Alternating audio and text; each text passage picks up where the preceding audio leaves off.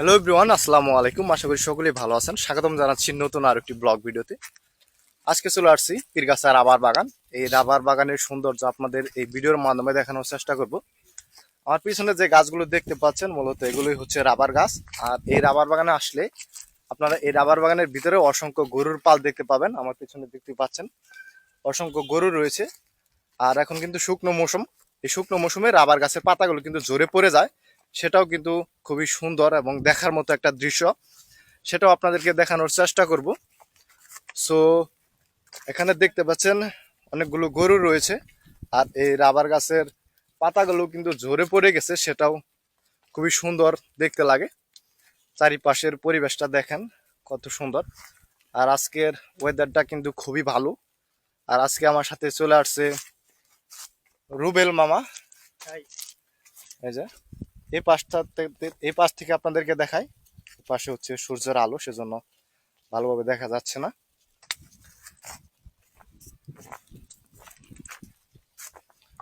আর ভিডিওটি কে কোথা থেকে দেখছেন অবশ্যই কমেন্ট করে কমেন্ট বক্সে জানাতে ভুলবেন না। আর এমন এমন সব গ্রামীণ দৃশ্য, প্রাকৃতিক দৃশ্য দেখার জন্য অবশ্যই ফেসবুক পেজটি ফলো করে পাশে থাকবেন। আমিও সবসময় চেষ্টা করি আপনাদের সামনে সুন্দর কিছু গ্রামীণ পরিবেশ, তারপরে প্রকৃতি, এগুলো ভিডিওর মাধ্যমে তুলে ধরার জন্য। আসলে জানি না কতটুকু পারি, সেটা আপনারাই বলতে পারবেন। দেখেন আপনাদেরকে রাবার গাছগুলো দেখাই কতটা সুন্দর। এ হচ্ছে রাবার গাছ। আপনাদেরকে রাবার গাছের কষগুলো দেখাই আসলে কেমন। এই যে দেখেন, এ হচ্ছে রাবারের কষ। আর রাবার দেখি মামা,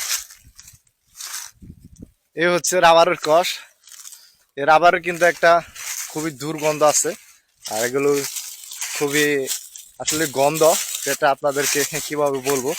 আপনারা যারা আসছেন বা দেখছেন তারা হয়তো জানেন যে রাবারের গন্ধগুলো কতটা খারাপ এবং মারাত্মক হতে পারে।